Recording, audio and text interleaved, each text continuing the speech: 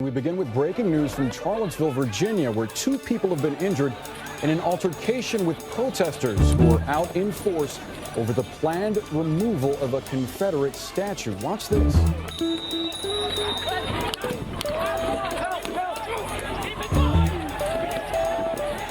Hi, and welcome to Take a Walk on the Right Side, a podcast dedicated to understanding the key ideas, books, organizations, and individuals that comprise an increasingly transnational far-right-wing movement.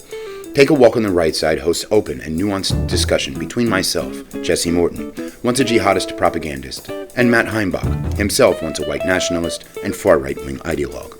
Matt was considered by many to be the future face of white supremacy in the United States, particularly after the disastrous 2017 Unite the Right rally he co-organized in Charlottesville. Since then, however, Matt has departed the movement and has transitioned toward new understandings and beginnings. We seek to assist by providing a deeper, first-hand look at the threat the extreme right poses.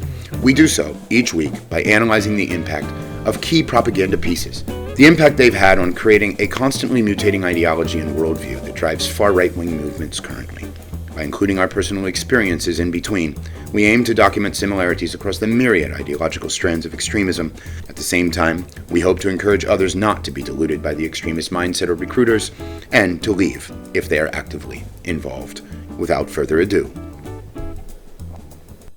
this episode will cover the first work that will set us forth on a trajectory to discuss those metastasizations and mutations that have occurred over the past 30 or 40 years in the United States surrounding the far right. First book is an important one because it's the Turner Diaries. The Turner Diaries is a book that was published in book form in 1978 after running as a serialized sort of fictional work in a journal called Attack under the swayed name of Andrew MacDonald, but actually published by Dr. William Luther Pierce, a founder of the neo-Nazi National Alliance movement, an admirer of Hitler, and with a great degree of affiliation with the founder of, I guess you could say, neo-Nazism in the United States, George Lincoln Rockwell. Turner Diaries is notorious because it's been attributed to the deaths of over 200 people and over 40 different terrorist attacks over the years. Southern Poverty Law Center has called it the Bible of the racist right. And scholar J.M. Berger, expert on extremism, has called the Turner Diaries arguably the most influential work of white nationalist propaganda since the fall of Nazi Germany.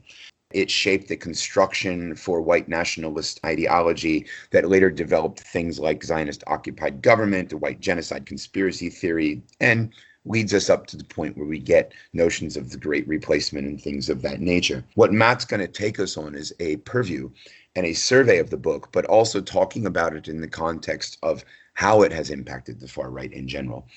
Not only was it influential in the actions of Timothy McVeigh at Oklahoma City, in fact, he was carrying pages from the book, but it also went on to play a role in high-level attacks that led to mutations in the far right. For example, Bob Matthews and the Order, and all the way on up into the current era. I can think of none other than Matthew Heimbach to give us a more insider's account and expertise. So Matt, I think what we will start is, can you just give us a broad overview of the Turner Diaries, its author, Dr. William Luther Pierce, and some of the impacts that it's had on the movement itself, and then we'll just engage in a sort of back and forth open-ended conversation and see where it takes us. Sure. Well, I never exactly thought that I would be picked to do the Spark Notes for the Turner Diaries, but happy to do it. Good to be with you again. But you know, it is important, especially as we're going forward with this series, as we're going to be evaluating these very important works. The Turner Diaries is one, because when we were going back and forth for our listeners to get a little behind the scenes, we were discussing what books we wanted to cover. There's going to be some classics, if you want to call them that, some really esoteric, some deep stuff. But you really have to start, I think, in the English language, understanding a lot of our current situation with the Turner Diaries, if only because it's the elephant in the room. Like, we could talk all day, and the first episode could be about, like, Savitri Devi and esoteric Hitlerism, and how Hinduism, coupled with National Socialism and radical environmentalism, created a unique third positionist philosophy in post-war Europe. But you know what? Like, let's we can save that for the further episodes. Starting with the Turner Diaries is one of the most important ones. Spark Notes of the Turner Diaries. First of all, as you had mentioned, this book was written as kind of like a schlocky sort of kind of book to fill the pages of the newsletter that Dr. Pierce was writing. I mean, Dr. Pierce was an incredibly intelligent man. He had a PhD. He was involved in all sorts of really advanced engineering and things like that in his private career. So not a dumb guy, which is why he took a pseudonym of Andrew MacDonald when he wrote the Turner Diaries and its sequel Hunter, because he wanted to make it distinct from his work. He had actually gotten involved in a lot of tiffs with Commander George Lincoln Rockwell, as you had mentioned, in the American Nazi Party, because it wasn't being done in a highbrow enough way.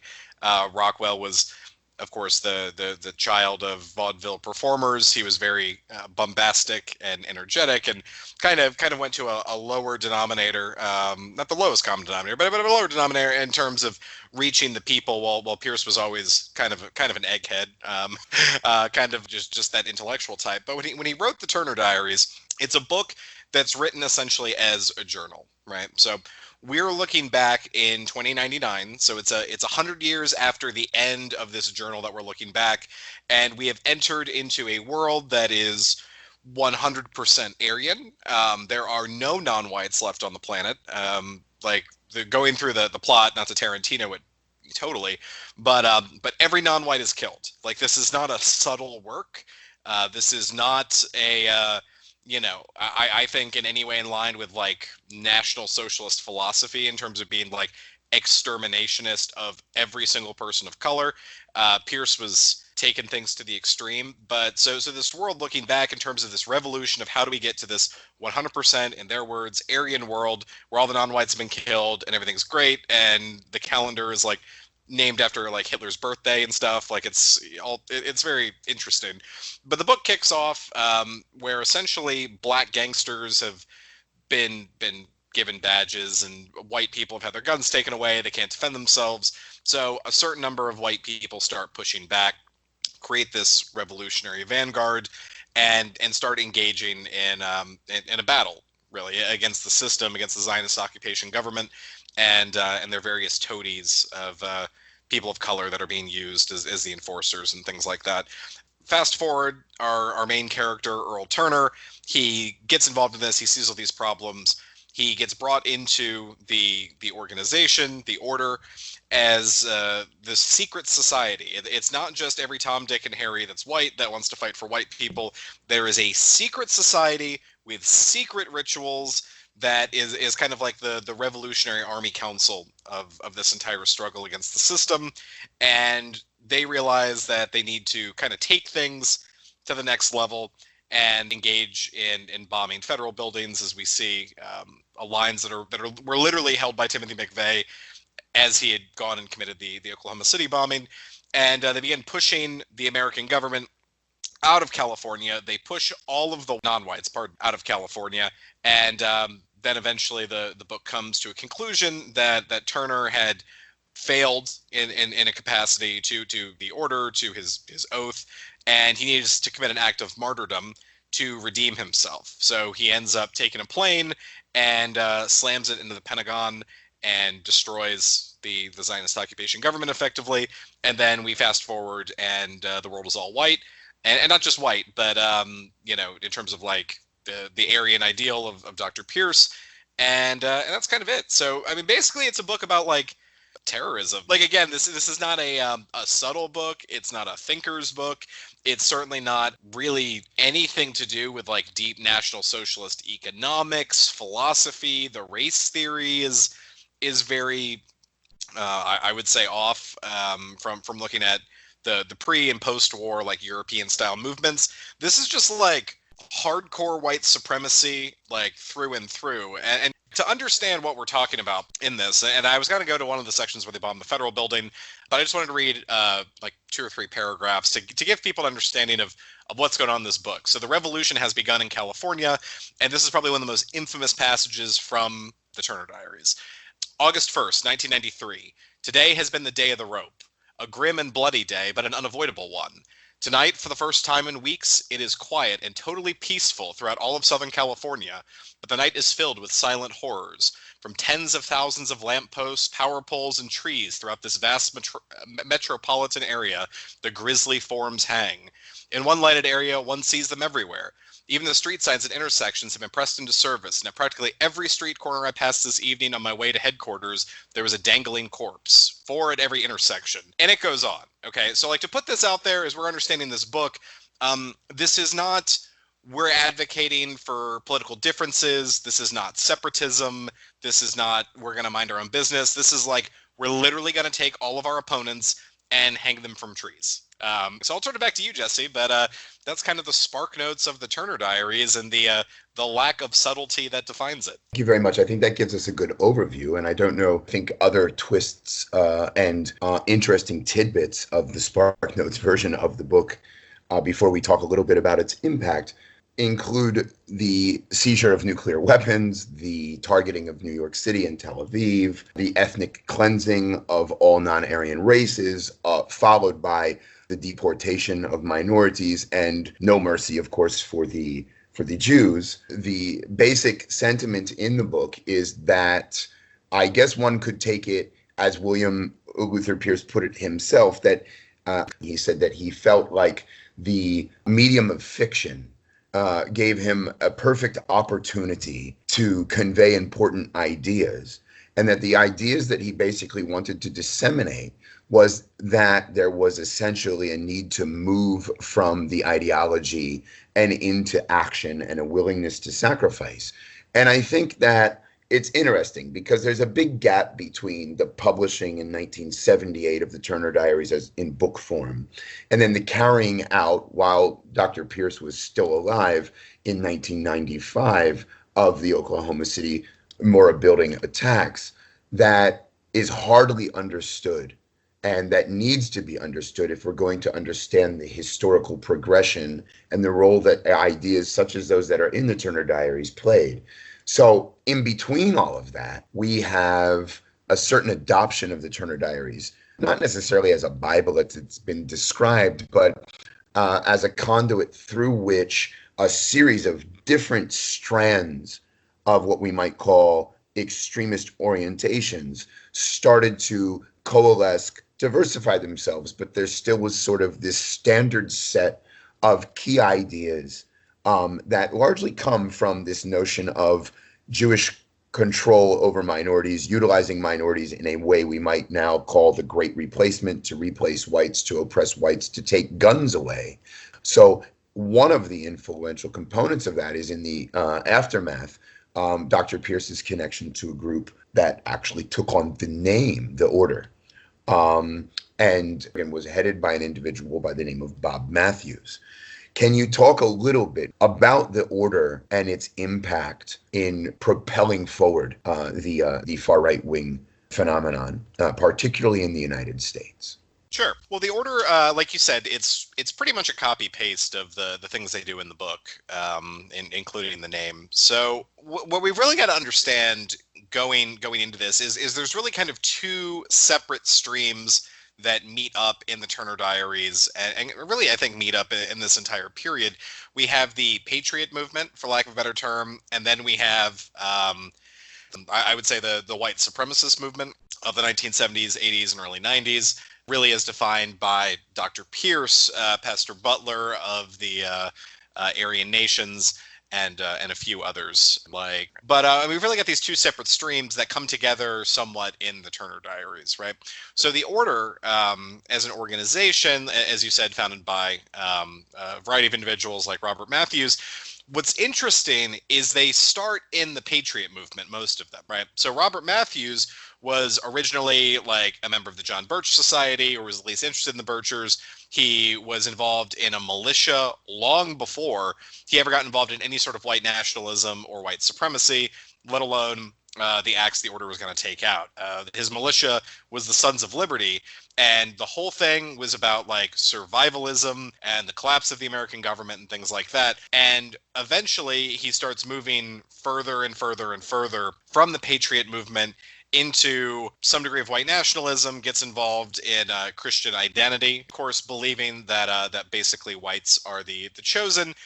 If you were to take kind of the most extreme Jewish supremacist interpretations of certain passages of their religion, and then you just flip it, for white people, that's essentially like Christian identity. There's a lot there that we'll unpack at some point, especially Pastor Butler and the Aryan Nations. But Robert Matthews goes through the Aryan Nations, and he likes what he's hearing, but they're not doing anything, right? See, this is one of the biggest things that people need to understand, I think, throughout history, that organizations overall, it seems, across the political spectrum, reduce violence, right? Because leaders and individuals don't want a crackdown on themselves. They don't want to lose their ability to spread their message, to organize, use the mail, whatever. But Matthews is not particularly moved.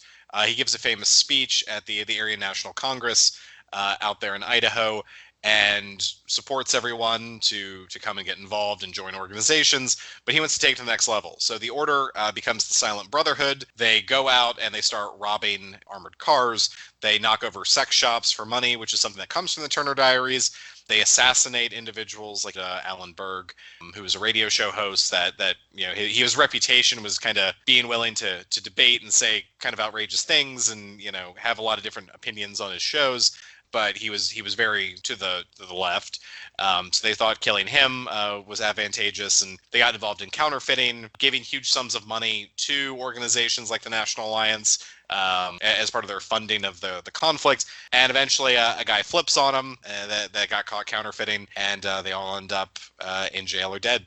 With Robert Matthews dying in a shootout with federal agents and choosing to burn alive rather than be taken into custody. And so the legacy is far less grand than what you see in the Turner Diaries, but what I do think is really interesting in this is how so many of the members began as survivalists. They began as the Patriot movement, and then they start moving further and further and further and further, and eventually it leads to some form of organized resistance in at least their minds, and a lot of robberies and things like that. So I think that answered it.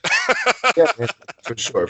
I mean, the allegations contend that the federal government recovered, I don't know, about about $4 million that was either counterfeited or stolen from armored vehicles in the course of the order's existence. And without filling in the gap between the 1995 Oklahoma City bombings and the publishing of the Turner Diaries in 1978, it's very difficult to get a grasp of the complexities, because a lot of people talk about the Turner Diaries as being responsible for Timothy McVeigh's actions, but they also don't understand the sort of divisions that occurred. And you referenced some of them. For example, Dr. William Luther Pierce, previous to publishing the Turner Diaries, establishes communication with George Lincoln Rockwell, founder of the first neo-Nazi organization in the United States, which goes on to become the National Socialist Movement.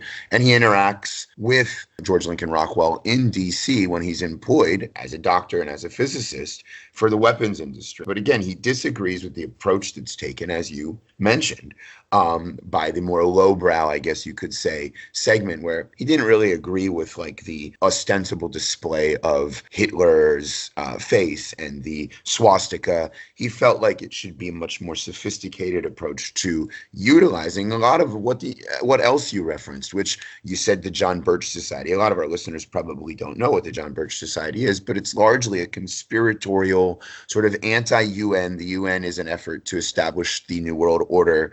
The UN is itself controlled by the Zionist-occupied government. The objective is to take the guns and to destroy the American Revolution. And then that breeds all of these sort of strands of intersecting arguments in the movement of what it is that is the methodology of attaining success and whatnot. But at the end of the day, what we do see in both Oklahoma City and what we did see with the order was kind of an attempt to replicate. I mean, when you talk about Oklahoma City, the prescription for bombing the FBI headquarters in Turner Diaries included 440 pounds or something of ammonium nitrate, largely similar to what Timothy McVeigh did in Oklahoma City. But with regard to the order itself and the engagements of robberies and the engagements of funding their activities with criminal activity and with regard to taking on the name, the order itself, can you tell us a little bit about how the book impacted the order itself, but then also what were some of the other influences that preceded the Oklahoma City attack that the book, The Turner Diaries, was able to sort of induce through its widespread publication? And how did the book become so influential? And so many ways, the book went what we might call today viral.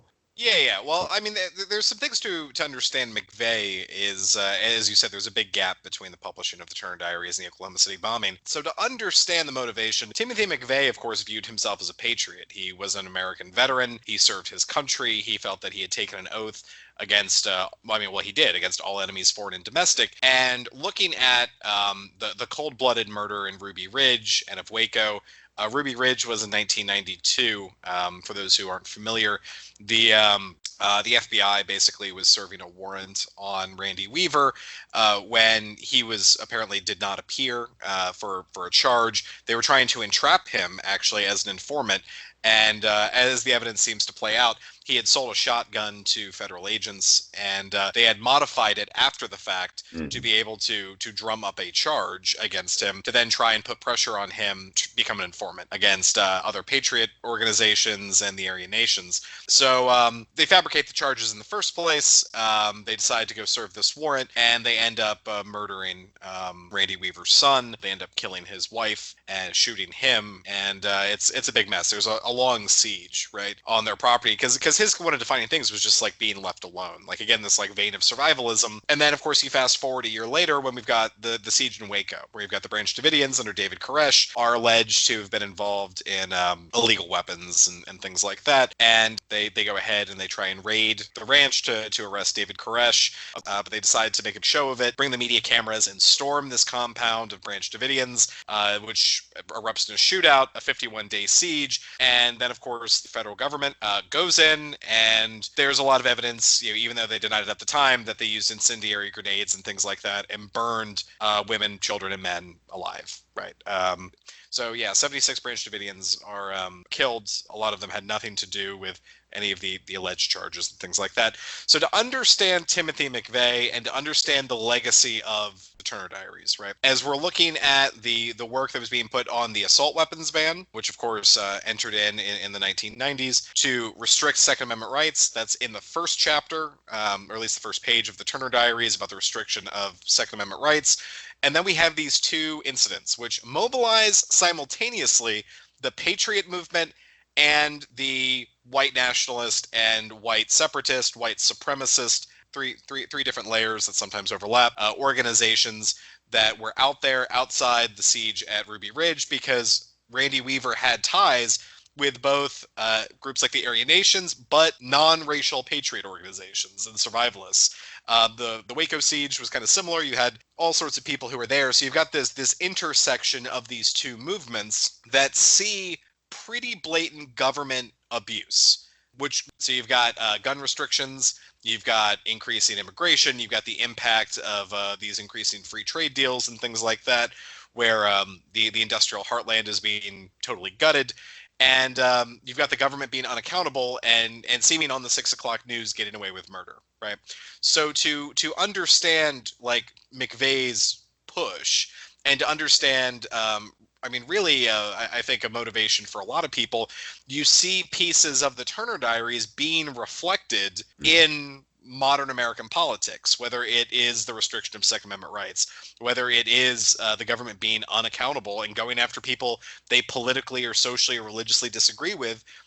That's what I think is one of the most influential things probably to McVeigh, after watching his interviews, reading books about him, really trying to study this, that seeing the pieces fall into place and him being bound by his oath to the Constitution, which again, it was not, he did not feel he had an oath to Mein Kampf. He did not feel that he had an oath to William Luther Pierce. He felt that he had an oath to the Constitution, which falls in, today we've got survivalist patriot groups that have been in armed standoffs with federal agents in recent years, seizing federal property. We see this sort of thing kind of coming back, but the Patriot movement intersected with Dr. Pierce and the Turner Diaries as these pieces are falling into place, and that the next step of seeing these abuses in the book calls then for direct action. And I think that's a logical train that as you see all these incidents happening one after the other, McVeigh seeing kind of what he viewed as the lies of serving in the American government. And all of this kind of comes together to motivate him to hit back with Terry Nichols and allegedly several others. And yeah, so there's a lot going on. There's a lot of like really dark, deep, tragic things that come together to motivate. It's really easy just to label people as crazy, but there's things that happen that motivate people to make them become extremists, and then they can be pushed in certain directions towards action. But I don't think we should ever brush them off as being insane. There at least is a semi-rational train of thought and train of events that motivates people into violent extremism. Indeed, this is the case. And I think it's very important that you point out Timothy McVeigh did not see himself as acting in the name of resurrecting neo-Nazism or reestablishing the Third Reich. He saw himself as defending the United States Constitution. And this is a theme and a trope, if you will, in the Turner Diaries itself that obviously had a great impact on McVeigh's existence. And McVeigh watched as a young man throughout the 80s as this movement, and McVeigh himself was clearly a keen observer to the degree that, you know, Turner Diaries became so influential for him that it's reported, and I don't know if these are just allegations or not, but people that served with him in the military reported that he used to literally sleep with the book under his pillow.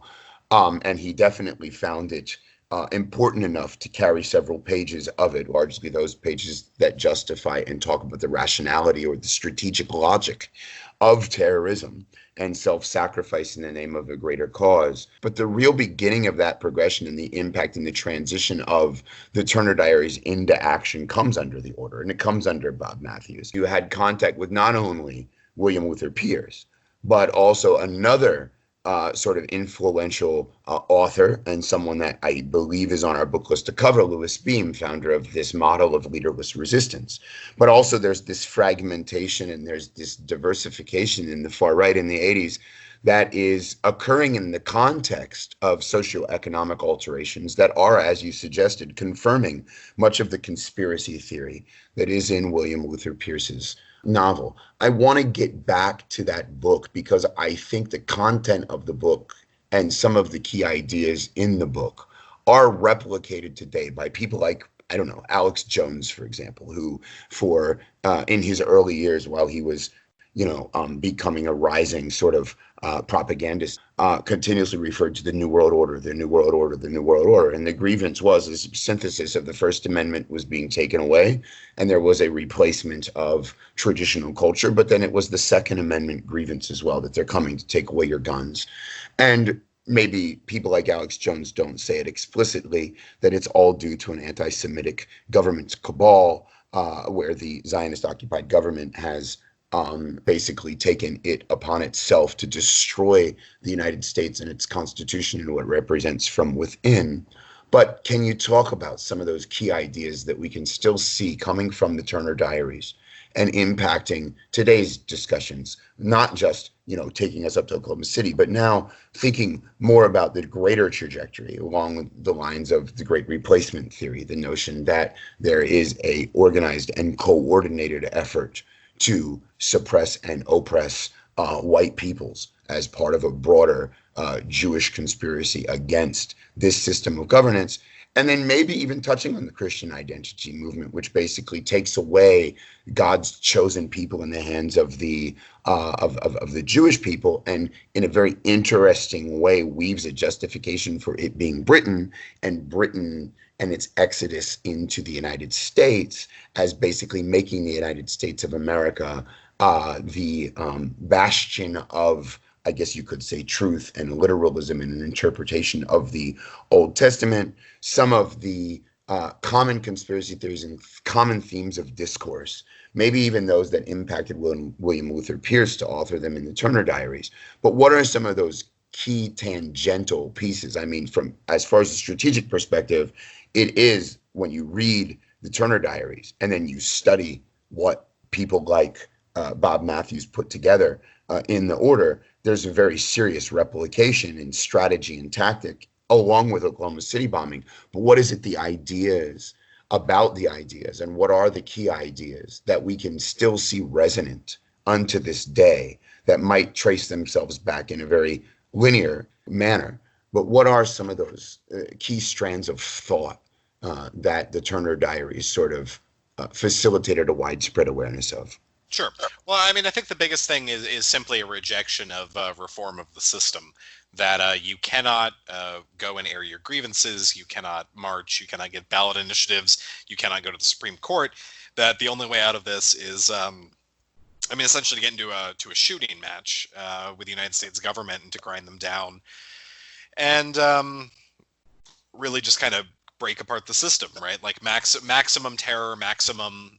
When the Turner Diaries, you're talking about the day of the rope, and you're talking about lynching newscasters and judges and prosecutors and politicians and things like that. That's not just to kill them; it's to make an overall point, right? To inspire terror in the system and to break its will to fight. As Harold Covington always pointed out, that the generals don't surrender in a war; it's the accountants and the will of the people, right? To break the will of resistance and to be able to assert your will. I think that's the biggest thing, because that really ties to the militia movement. Again, like even the Birchers and things like that. The whole we're going to fight enemies, foreign and domestic. But I mean, the problem is that's always gotten me, right, is a lot of the patriot movement that, again, the Turner Diaries was speaking to. I mean, it sold over 100,000 copies and things like that. A lot of these patriot groups also deify the police and the military, which is this bizarre disconnect where you start talking about conspiracy theories that, like, Nigerian United Nations soldiers are going to like invade the homeland and we're going to fight them. When it comes to like getting your guns taken, or when it comes to enforcing laws you disagree with, it's got to be cops and soldiers. So there is this like very bizarre disconnect, right, between like the American patriotism and realizing the fulfillment of your ideology means like setting bombs to blow up soldiers and like shooting cops, right? Like, because that's the thing, where they've got this very unique kind of double think going on, where it's the United Nations, it's back in the day it was the Soviet Union is going to Red Dawn and drop troops in, but they're then also talking about how the government has been taken over and its minions are enforcing laws and things you don't agree with, and they need to fight back, okay, because there is no redress of grievances. So I really think that's one of the probably the biggest ideas, and it's not ideological in terms of like really white nationalism at all. It's just that the kind of the first acceptance, because if you look back at even in 1972 with the George Wallace campaign, right? Wallace, before he was shot, was doing incredibly well. In 1968, he did incredibly well as a segregationist states' rights, geez Louise, candidate, promoting ostensibly like a pro-white message in the eyes of many people, a pro anti-integration, a pro self-determination to a certain degree sort of view, and then Wallace is shot, right? So like post 1972, there is this kind of view, I think, by a lot of people, the Turner Diaries taps into this really, really well, that there's not enough demographically in terms of like white people to assert our will. You will shoot our politicians like Governor Wallace. You will go ahead and use the Supreme Court to enforce things against the will of the people. That there is no way to change the system in any meaningful way, shape, or form.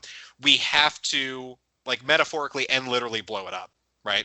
And that's an acceptance that it takes a lot longer to seep into different elements of the white nationalist movement or white supremacist movement in general. But that really fits in, as we're going to talk in a later episode, with Charles Manson and Helter Skelter. And the concept that then we see in Siege about needing to tear down the system because reform is impossible. And it's the Turner Diaries, I think, really hits on this as really the main idea between patriots, segregationists, white nationalists, white supremacists, and kind of everyone, right, is agreeing upon this idea that those that are in power will not listen to anything other than the barrel of a gun, and that's the only route to go.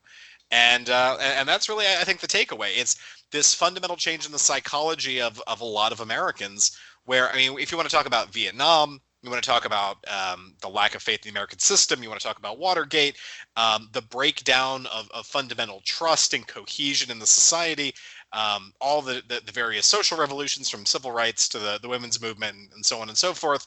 That really this is a point in time when everything is kind of being torn apart and people are feeling disjointed, that they're feeling out of place, and that goes on a big scale. And they feel that the system isn't listening. If you're a anti-war, member of Students for Democratic Society, you're getting beaten by the cops in Chicago. You're not being listened to, right, by the system.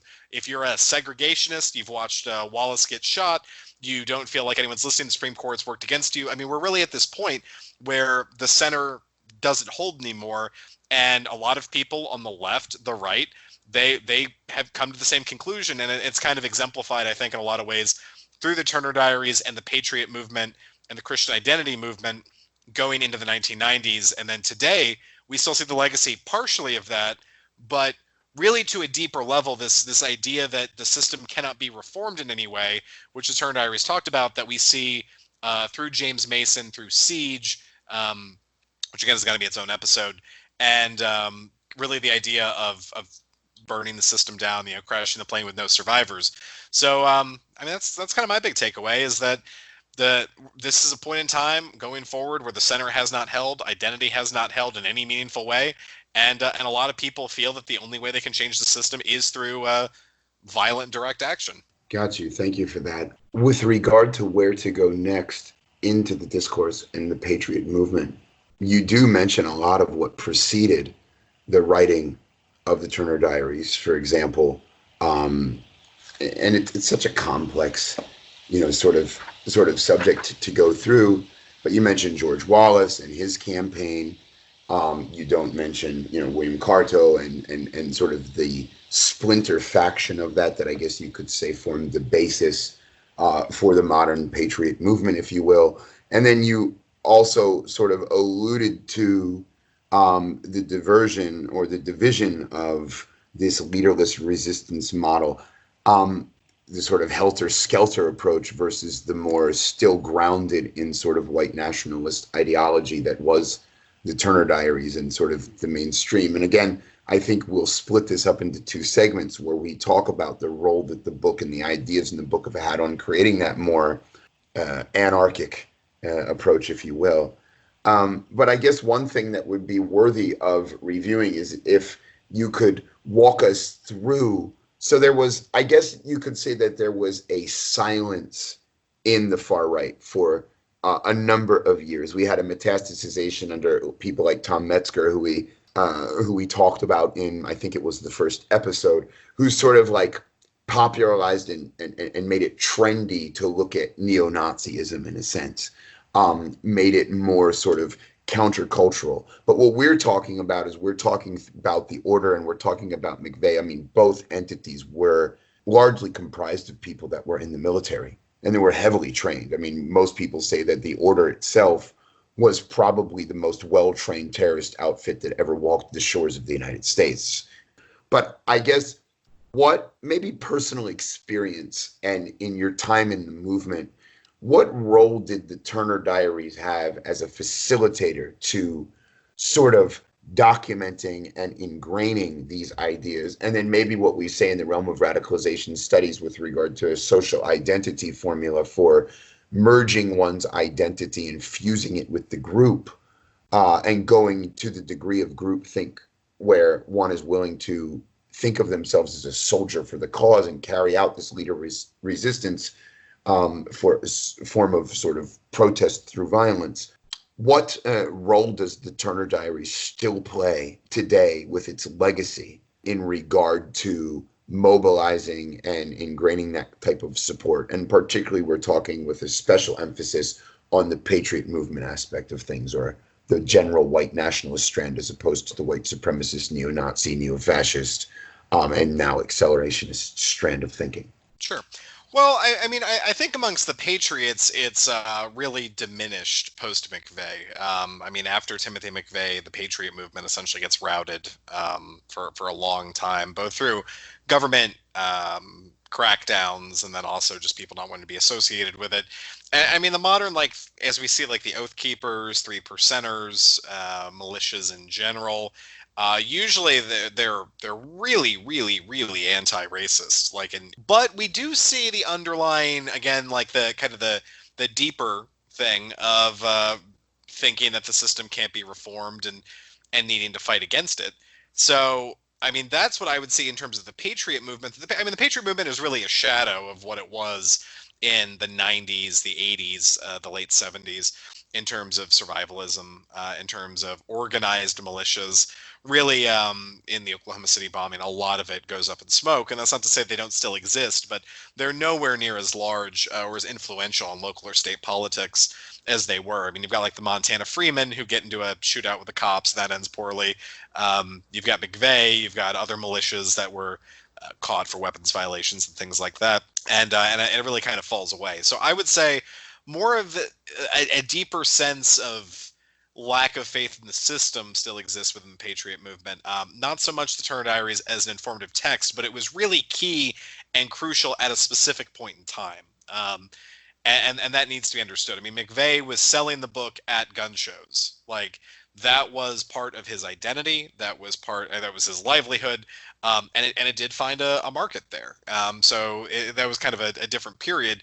In terms of white nationalism in general, I mean, for me, whenever anyone talked about the Turner Diaries, I use that as a red flag that they were either feds or fools, the two Fs, right? Because someone was trying to entrap me by talking about violence, or they were stupid and falling back on a schlocky B-movie novel to motivate their political ideology. So there is a bigger depth in terms of inspiration for me. Like again, it's such a different world than it was looking back and talking to people from the movement in the 80s and the 90s and stuff like that. And I think one of the biggest disconnects we currently have in America is there's a lot of formers from that generation, but there's really no one that's been engaged like after the early 2000s, and I really see them as being distinct movements. The Turner Diaries, you know, I would say that they kind of inspired Harold Covington's Northwest Front novels, which are I think just objectively far better written, and all encompassing in terms of ideology, not just like we hate people who are different than us and we're going to hang them from lampposts.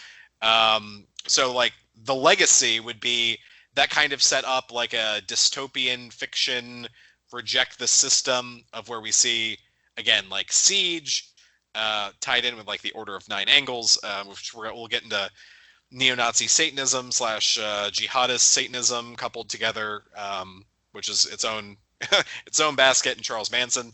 But then like it really kind of set the stage for this rejection of America as an idea, right? Because if you think about the Klan, if you think about the White Citizens Councils, you think about the Wallace campaign, there really was this idea that we're going to take America back. America's going to be great again. America's going to be white again. We are going to be dominant. But once you get to the mid-70s, the Turner Diaries, it says no, like we're not Americans anymore. Talking about Louis Beam in terms of strategy, where we can't get people elected. We can't argue with these people because they're coming to kill us. So we need to move past America and destroy America. So it's also an ideological break from the Patriot movement that wants to save America and the Constitution, versus white nationalism reading the same text and then going forward in a totally opposite trajectory of America is the enemy and must be destroyed, right? So it's interesting the takeaways that people get from reading the same text. I mean, you want to talk about religious wars? I mean, we could all day, where people can read a holy text, let alone the Turner Diaries, and take different messages. But I think one of the big points in all of this is the beginning, in a meaningful way, in the mid-70s with the Turner Diaries, of a rejection of America as a white country amongst white nationalists, white separatists, white supremacists in general, right? So the different segments of the movement all kind of collectively accept that America is no longer theirs and you can't do anything to influence it. And whether it's opt out Randy Weaver style and go live, you know, in the woods, or it's the order style, we have to organize a guerrilla movement, get the funding to fight down, to tear down Zog. Everyone's basically agreed this is no longer our country and we need to build something new and tear the old structure down before that can be done. So that's that's I think the biggest takeaway of the Turner Diaries having a long-lasting legacy. It's that first point where a lot of people recognize this is no longer our country and we don't have a place here. Right. So the Turner Diaries basically makes the case, and that's really, I think, the fundamental point that needs to be made. No longer is it the U.S. government that needs salvaged and saved, but now the U.S. government is actually the enemy. Do you think that that is the key contribution that the Diaries makes? And what preceded that with regard to setting the stage for that to happen? For example, the John Birch Society and the KKK, like you said, they did go so far as to say that there was an effort to impose a global government over top of the world that would reduce the sovereignty of the American Constitution and the American system. But they were effectively fighting to save the system itself, and still saw it possible to work from within the system to a degree to do so. Do you think the Turner Diaries marks an immediate tipping point toward recognizing that the system itself cannot be saved, the government cannot be saved? I think that's essentially what I heard you said. And if so, what is the progression to getting to today's point where most of the people on the extreme far right, and we talked about in last week's episode, the really takeaway from much of the people on the far right post Charlottesville was that white nationalism and working from the system from within was also not possible. And it seems like the winner of that debate was this modern manifestation of the accelerationist movement. But can we trace the modern manifestation of the accelerationist, or the, even you might say, the Mansonites, or the Mansonite strain of thought, or as you called them, sort of the jihadist neo-Nazis? Can we trace that back to the Turner Diaries, or is that an oversimplification? Well, I mean, I think fundamentally that yes, it lays the groundwork for the Mansonites, for the accelerationists, for the Reed Siege types. That the Turner Diaries is a point, and of course there is still a more political white nationalism. Ironically enough, with Dr. Pierce's National Alliance being overwhelmingly it's an organization that morphs into a church that is overall peaceful for the most part, becoming the Church of Cosmotheism, and so on, right? So even amongst Dr. Pierce, with the book he wrote, there's these kind of two separate trajectories. But no, I think the Turner Diaries is a tipping point, because if you think about it in terms of ideas, even going back to like the civil rights movement, when you had Klan intimidation and segregationist intimidation of people of color in their communities, whether it's the Birmingham church bombing or lynchings, things like that. It's the idea to repress to maintain, right? To repress other people, to use terror and force to maintain the system, the status quo as it is, to save the society as you see it. And this is a transformation in terms of thinking into the purpose is not to keep certain people from coming to the polls, right? It's not to try and change the political system. It's to tear it down. So I do think that this is the beginning of a tipping point between, while there were always 100% peaceful people that believed in segregation, there were violent people and people who did murders. So there was always kind of a political and violent wing that sometimes were at odds with one another. Sometimes they rode, in the same direction together, ideologically, and membership can flip flop. But there was this divide to a certain extent. But it was all based around maintaining the system, maintaining the society, the economy, these things as an institution. And then once we get to around the Turner Diaries, we get to the political wing that still wants to keep trying to reform things, and the people that just want to burn it down, and are okay with using violence. That this demonstrates that separation, that break in the road between those that want to try and fix things in America, versus people that just want to fix America insofar as that it no longer exists, and will do anything to accomplish it. So yeah, I would say that that's that this is a crucial text. Not because of the words, not even because of Oklahoma City. Not to take away from that, and the people who lost their lives and the suffering that happened that day and going on. But in terms of a split within the movement between the political wing and the more violent wing, the accelerationists, becomes incredibly stark at this point, and that continues to play out today. Very good. And then a little bit about your own contact and interaction with the book, The Turner Diaries. Did it play any influential role in your own thinking? And when was the first time that you read it? And where were you at in your life? A little personal account. I mean, one of the things that is interesting about it is that it really does convey the idea that when you can reduce sophisticated ideas in a fictionalized way, they tend to resonate with a greater degree of the populace. And I think propagandists look at that and learn lessons. I know as a jihadist propagandist, we had to translate these sort of hour-and-a-half long diatribes from caves in Afghanistan or the northwest frontier province of Pakistan in ways that the American audience could understand it. And the best way to do it was by turning it into a sort of a look that gave it a Madison Avenue or Hollywood style. Did it have any impact on your own thinking, your own radicalization? And then basically on your own approach to propaganda, or is that not the case? Sure. Well, I mean, I read it when I was like a teenager. Yeah. I mean, that's one of the classics, right? You see the History Channel documentary about the movement, and the Turner Diaries, dun dun dun. So, if you're going to be edgy, you might as well start with the Turner Diaries. I mean, when I was a teenager, I thought it was like an interesting read. And then I went ahead, and we'll cover this further, probably another show. I got Hunter, the follow-up to the Turner Diaries by Dr. Pierce. And like Hunter, I thought really sucked.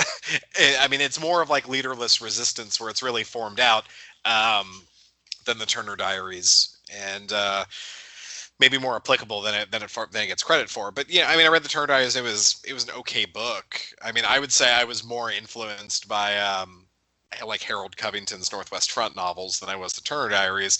But yeah, I mean, it's really over the top. I mean, even when I was just getting started in the movement, the idea of like we're gonna hang everyone we disagree with, like that was much. I mean, it was kind of not to try and like retcon history, but I mean it really wasn't for me.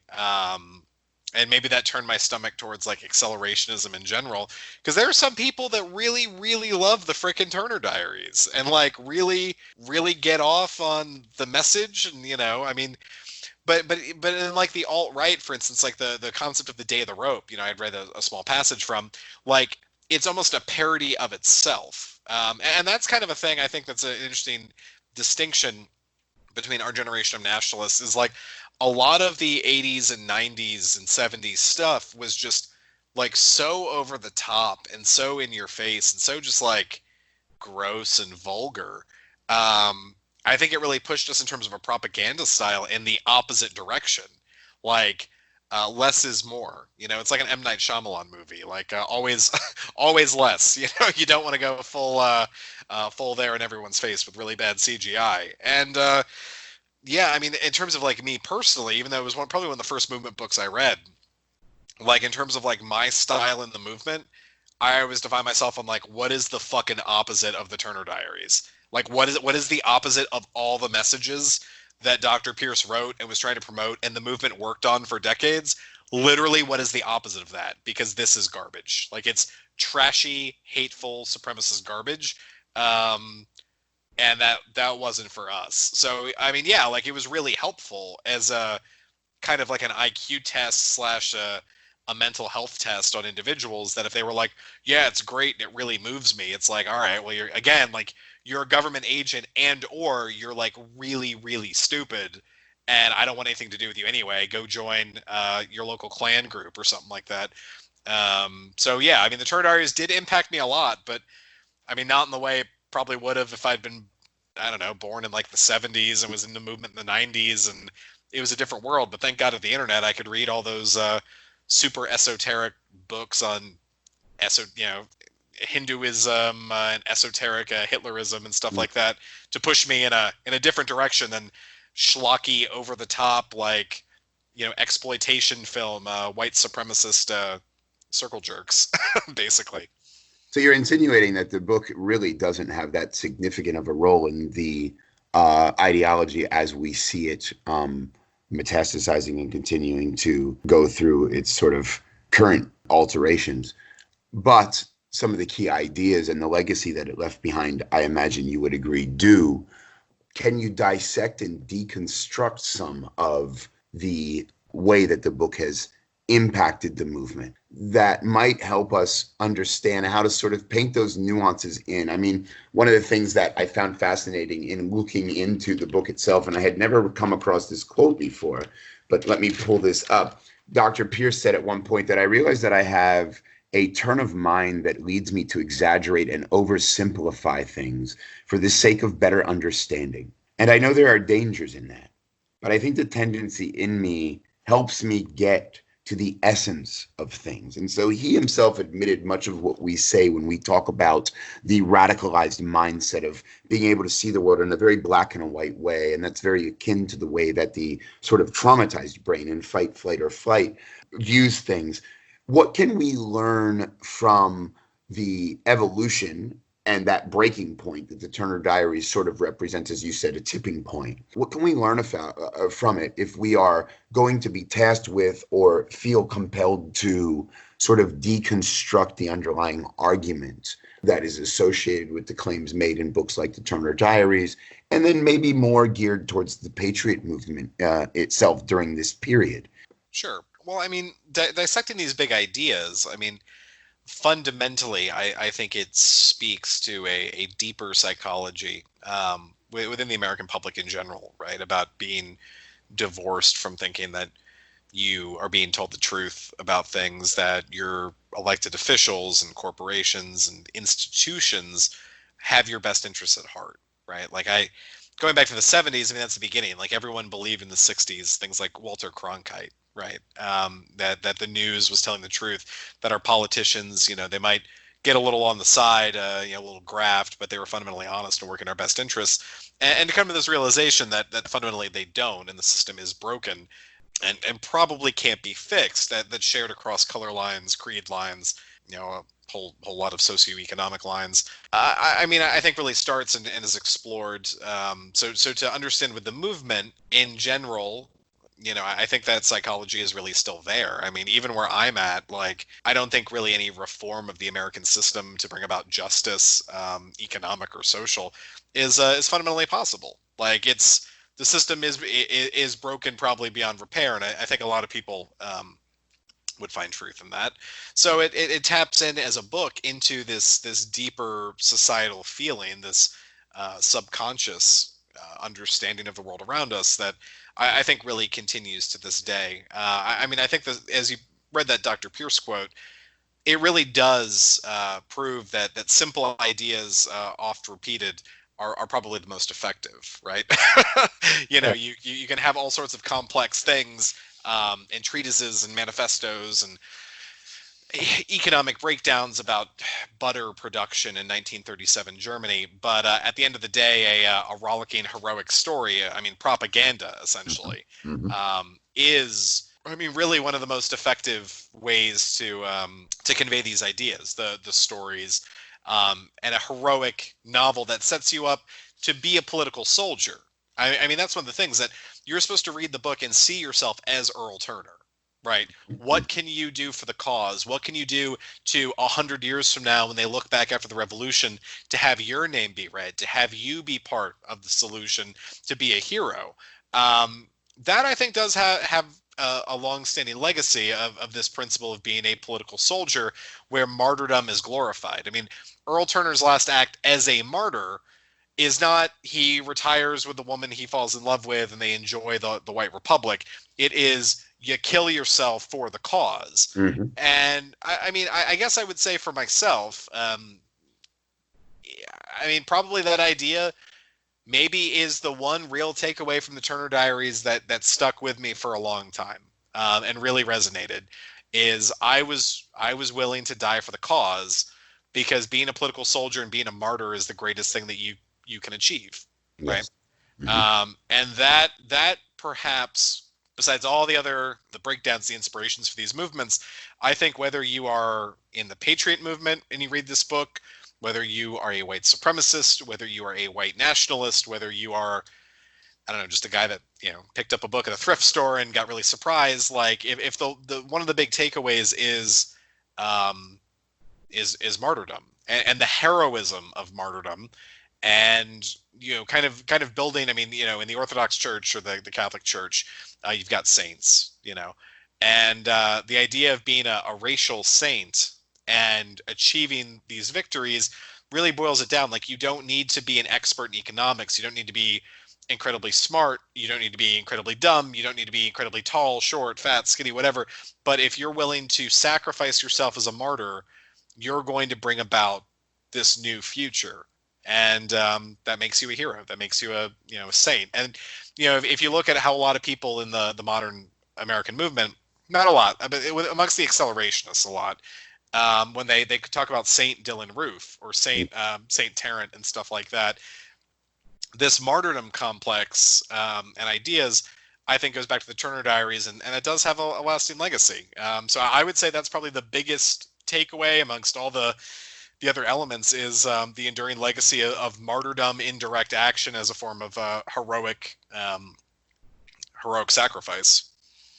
Very good. So I think what I hear you're saying is that the Turner Diaries is an important starting point for this series, where we talk about these ideas, and they will metastasize and they will be adopted, but they will be also replicated. But here you have a breaking point that is associated with a transition in the far right, or the populist right even, in the United States, where there is a primary emphasis on saving the system as it exists and working from within the system to save it, that it still can be salvaged, to this system is no longer capable of being salvaged, and the only thing that will ever bring about the world that we want to live in is violent revolution against, and all of those are against us. And that is very powerful when you convey that message of despair and hopelessness in the context of socioeconomic and political alterations that have followed the publishing of the Turner Diaries. But it's also very easy to then transition that into a narrative that portrays the one that is willing to become a soldier for the cause and take up arms in the name of the cause on defense of the greater good, or the people, or the white race, or whatever it is. I mean, that's a really powerful, sticky narrative that reminds me a lot of the heavy emphasis martyrdom plays in sort of jihadist ideology and the idea of the lone wolf, to the degree that a lot of people have traced bin Laden's strategy of leaderless resistance to Louis Beam's first enunciation of that strategy, largely coinciding to the Turner Diaries with his work on leaderless resistance, and then leading into Mason and the siege. So we're heading towards siege, and we're heading towards Mason. And we referenced earlier some of that metastasization into what you categorized as sort of like the Charles Manson type strand of thought, and taking Turner Diaries and the ideas therein to illogical conclusions and advocating for essentially just sort of wanton violence. But let's link Dr. Pierce to Mason and talk about some of the contact that sort of differentiates who William Luther Pierce was and what he stood for. Mason was a young, aspiring white nationalist who felt like violence was absolutely necessary and wanted to replicate the Turner Diaries back in the day.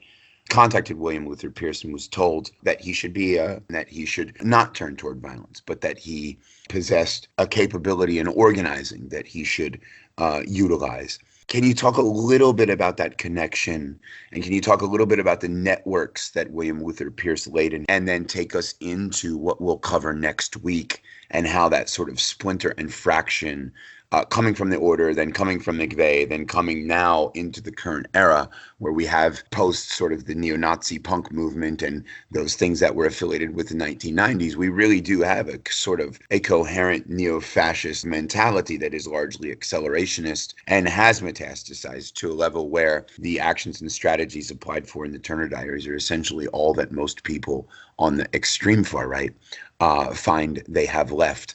Sure. Yeah, well, I mean, it's like one of the biggest problems is that you can't discuss ideas. You can never disprove people or argue against things if you never allow there to be discussion in the first place. And especially when it comes to like government policy. If no one knows what's actually going on because no one can discuss these ideas, that literally is going to get people killed. And is it's just a horrible strategy, just objectively in terms of cost and loss and possible benefit, to not allow there to be intellectual discussions of these ideas, to govern policies, to govern human interaction, to try and make the best of situations. You're just setting yourself up for failure, in my opinion. But so Dr. Pierce, right, with the Turner Diaries, really sets himself up as trying to develop a political vanguard, as then we see explained a lot in Hunter, his follow-up book, about what the order is going to be. I mean, his ideas and a regimented social movement, political movement, and then religious movement is going to achieve these goals. But I mean, kind of then on the flip side, we need to look at the National Socialist Liberation Front, of which James Mason kind of takes some of this message from Pierce in a lot of ways, and some of his early stuff in Commander Rockwell, and then becomes kind of enthralled with the National Socialist Liberation Front, which is anti-political. It is far more just kind of like vulgar. I don't really know what other phrase to use than vulgar, than Pierce's model, but it's really amongst kind of the tone of the Turner Diaries. And the National Socialist Liberation Front really kind of promotes again this Charles Manson idea of random attacks, and the idea of doing a mass movement versus a military vanguard versus a political vanguard that will tear down the system, because mass movements and again, the difference between the political wing and accelerationism, political wing of white nationalism wants a mass movement of people, wants the support. Accelerationists take on this idea of being the elite, the chosen, as the order is in the Turner Diaries and so on, that they're going to eschew this mass movement idea and be the revolutionary vanguard that achieves these goals, right? So kind of Mason then goes off after Tomasi, who's the leader of the National Socialist Liberation Front, is killed, and collects Siege, goes on from there, and that's that trajectory. But Pierce, his long term is developing the foundation of the vanguard that then I guess could bring his proposed ideas to fruition. And it doesn't end well. Like every group, when he passes away, everything tears itself apart in about 87 seconds. But this is the groundwork. Good thing that he told James Mason not to go shoot up his school. I think that's what he was planning on doing. But then Mason doesn't really like the early. Well, I guess the National Alliance wasn't formed yet. But the way the American Nazi Party was going, it goes more radical, goes more hardcore, starts developing these accelerationist ideas, and then it leads to what we have today. That's a nice lead-in. So we're gonna follow the trail, which I know we keep saying Charles Manson, but yes, Charles Manson is a huge part of what we're going to be talking about to understand lone wolf attacks and white nationalist violence in America. The difference between political organizations that don't engage in violence and individuals that go off and do violence is unironically Charles Manson in a huge way. And I know it sounds crazy to people, but it's true, it's real, and we'll cover it. So we've got Siege to cover and Helter Skelter and all that stuff. So to be continued, Yeah, I think it is an intriguing point that most people won't recognize until next week when we discuss it, how you can link that sentiment, the Mansonite helter-skelter-ish interpretation of modern society and one's role in acting in it, with the more traditional sort of white nationalism that someone forever heinous as he was, William Luther Peace would have advocated for. He himself thought that the wanton just insanity of the direction that some of the neo-Nazism was going in was just simply counterproductive.